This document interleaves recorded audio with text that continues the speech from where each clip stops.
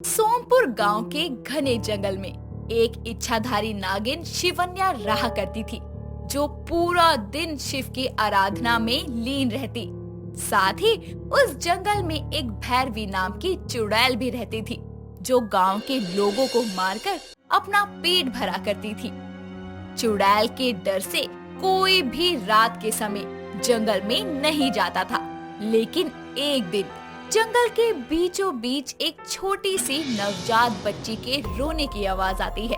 आवाज सुनकर वहाँ नागिन आती है और उस बच्ची को गोद में लेकर बोलती है। इस छोटी सी बच्ची को इस वक्त जंगल में अकेला छोड़कर कौन चला गया? अरे ये किसकी बच्ची है? शिवन्या के बुलाने पर भी वहाँ आसपास से कोई नहीं आता। तभी वहाँ भैरवी चुड़ैल आती है और नागिन के हाथों में बच्ची को देखकर बोलती है, ए नागिन, ये बच्ची मेरी है, दे इसको मुझे। झूठ बोल रही है तू। ये एक इंसान की बच्ची है और तू एक चुड़ैल है, तो ये बच्ची तेरी कभी नहीं हो सकती। तेरी भलाई इसी में है कि तू यहाँ से चली जा। ऐसे कैसे चली जाऊँ? मुझे ये बच्ची चाहिए। 2 दिन से किसी इंसान का खून नहीं पिया मैंने। इसी बच्ची का ताज़ा ताज़ा खून पीकर मैं अपनी प्यास बुझाऊंगी। ये मेरी बच्ची है। अगर तूने इस पर बुरी नजर डाली तो मैं तुझे जिंदा नहीं छोड़ूंगी। इतना बोलकर शिवन्या अपनी शक्तियों का इस्तेमाल करके चुड़ैल को एक ही वार से दूर फेंक देती है। नागिन के वार से घायल होकर चुड़ैल बोलती है, बचा ले, मैं भी देखती हूँ कब तक बचाएगी तू इसको। तेरे से छीन कर मैं मारूंगी और तेरी आंखों के सामने इसका मांस खाऊंगी, देख लियो। बच्ची को मारने की धमकी देकर चुड़ैल वहाँ से गायब हो जाती है, जिसके बाद शिवन्या एक इंसानी रूप लेकर उस बच्ची को गोद में उठाए वहीं जंगल में ही एक घर बनाकर रहने लगती है। वो हर पल उस बच्ची की हिफाजत करती, लेकिन एक दिन पालने में बच्ची को सुलाकर वो घर के बाहर ताला लगाकर पूजा के लिए जाती है। तभी पीछे से वहाँ चुड़ैल आती है और बच्ची को अकेला देखकर बोलती है, आज तो ये नागिन इस बच्ची को नहीं बचा पाएगी, मैं इसको मार के खा जाऊंगी। नागिन के पीछे से चुड़ैल अपनी शक्तियों से दरवाजे का ताला तोड़कर अंदर जाती है और बच्ची को गोद में उठाकर हवा में उड़कर जाने लगती है।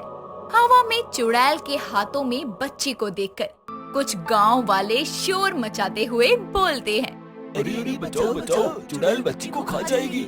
लोगों की आवाज नागिन के कानों में भी पड़ती है और वो जल्दी से चुड़ैल के पीछे जाती है और हवा में ही उस चुड़ैल को रोकते हुए बोलती है, तेरी हिम्मत कैसे हुई मेरी बच्ची को हाथ लगाने की?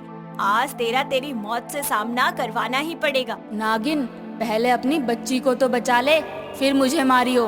इतना बोलकर चुड़ैल बच्ची को हवा में से नीचे छोड़ देती है और अचानक से गिर रही बच्ची को बचाने के लिए शिवन्या नीचे की तरफ तो जाती है, लेकिन वो इतनी तेजी से नीचे नहीं जा पाती। पर नीचे गांव के लोगों की भीड़ में खड़े मंदिर के पंडित जी सबसे पहले सबसे एक बड़ी सी चादर को हवा में बिछाने को बोलते हैं और सभी गांव वाले जल्दी से उनका कहा मानते हैं, जिसके बाद बच्ची नीचे चादर में गिरती है और उसको कोई चोट नहीं आती। फिर पंडित जी बच्ची को गोद में लेते हैं। तभी नागिन उनके पास आकर बोलती है, शुक्रिया आपका पंडित जी, आपने मेरी बच्ची को बचा लिया। इसकी कोई आवश्यकता नहीं है शिवन्या नागिन, लेकिन एक बात बताओ, ये इंसान की बच्ची तुम्हारी बेटी कैसे हो सकती है? पंडित जी के पूछने पर शिवन्या उनको सारी सच्चाई बताती है कि कोई इस बच्ची को जंगल में छोड़ गया था, तब से वही इसको पाल रही है। ये सुनकर पंडित जी बोलते हैं, आज तक सुना था कि शिव के भक्त ये नाग नागिन बड़े दयालु होते हैं, आज देख भी लिया। इस अनजान बच्ची को माँ बन के पालना बहुत ही बड़ा काम है। सच्ची तुमने एक इंसान की बच्ची के लिए बहुत किया, इसीलिए हम चाहते हैं कि तुम इस बच्ची को यहीं इस गांव में रहकर पालो, ताकि हम सब भी तुम्हारे साथ मिलकर इस बच्ची की चुड़ैल से रक्षा करें। शिवन्या अपनी फूल सी बच्ची का मुंह देखती है, फिर पंडित जी की बात मानकर गांव में रहने लगती है। गांव वालों ने उस बच्ची का नाम बेला रखा था। सभी उस बच्ची को बहुत प्यार करते थे। नागिन भी अपने इंसानी रूप में रहकर बेला को उसकी माँ का प्यार देती है। अब धीरे धीरे बेला बड़ी होती है। 8 साल की होने पर बेला घर के बाहर खेल रही होती है तो एक बार फिर से वहाँ चुड़ैल आती है, जिसको देखकर बेला बोलती है, माँ माँ, भूत भूत, बचाओ बचाओ। बेला की आवाज सुनकर शिवन्या से पहले गांव वाले इकट्ठे होते हैं और भीड़ को देखकर चुड़ैल डर कर वापस चली जाती है। ऐसे ही कई मौकों पर चुड़ैल के खौफनाक इरादों को गांव वालों की एकता ने असफल कर दिया था। समय गुजरता गया। अब बेला 18 साल की हो गई और एक दिन अकेले घूमने जाने की बात करते हुए वो शिवन्या को बोलती है, ओहो माँ, अब मैं बड़ी हो चुकी हूँ। आप कब तक मेरे साथ रहोगी? कभी तो मुझे अकेले भी जाने दो। नहीं बेला, बाहर बहुत खतरा है। मैं तुमको अकेले नहीं जाने दूंगी। तुमको घूमने जाना है तो चलो, मैं तुम्हारे साथ चलती हूँ। क्या माँ, आप भी ना, कहीं नहीं जाना मुझे। बेला जाने से मना करके घर के बाहर सीढ़ियों पर जाकर बैठती है। तभी चुड़ैल अचानक से आकर बेला को उठाकर तेजी से जंगल में ले जाती है। ये देखकर सभी शिवन्या को आवाज लगाकर बताते हैं कि चुड़ैल उसकी बच्ची को ले गई है। जिसके बाद शिवन्या बोलती है, बस बहुत हुआ। बार बार इस डर के माहौल में नहीं जिएगी मेरी बच्ची। आज या तो वो नहीं या फिर मैं नहीं। इतना बोलकर शिवन्या भी चुड़ैल की तलाश में जंगल में जाती है। वहीं ये सारा मंजर देखकर पंडित जी गांव वालों से बोलते हैं, गांव वालों, उस नागिन ने एक इंसान की बच्ची को मां न होते हुए भी मां से बढ़कर प्यार दिया और पाला पोसा। आज वक्त आया है हमारे कुछ करने का, इसीलिए सब अपने हाथों में जलती हुई मशाल लेकर मेरे साथ जंगल की ओर चलो। गांव वाले पंडित जी के कहे मुताबिक चलते हैं। वहीं चुड़ैल के पास नागिन पहुंचती है और जैसे ही चुड़ैल बेला को मारने वाली होती है, नागिन उससे बोलती है, देख भैरवी, मेरी बच्ची को छोड़ दे, फिर चाहे तो मुझे मार दे। अच्छा नागिन, मेरे हाथों मरने को तैयार हो गई, वो भी इस इंसान की बच्ची के लिए जो तेरी है भी नहीं। ये क्या कह रही हो तुम? ये मेरी माँ है, कोई नागिन नहीं। और तुम वही चुड़ैल हो ना जो बचपन से मुझे मारना चाहती हो? लेकिन मेरी माँ ने हर बार तुमको हराया है, इस बार भी हराएंगी। पहले तुझे इसकी सच्चाई ही दिखा देती हूँ, फिर तुम दोनों माँ बेटी को मार कर खाऊंगी।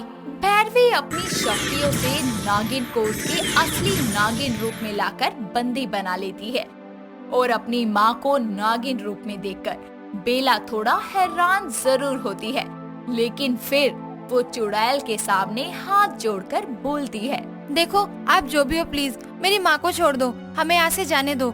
ये तेरी माँ नहीं, एक नागिन है, नागिन। और नागिन कभी इंसानी बच्चे की माँ नहीं बन सकती। नहीं, ये मेरी माँ है, थी और रहेंगी। तुम जैसे चुड़ैल के कहने से हमारा रिश्ता नहीं टूटेगा, समझी? बहुत ज्यादा प्यार है दोनों माँ बेटी में। आज दोनों को साथ में मारकर ये प्यार खत्म करूंगी।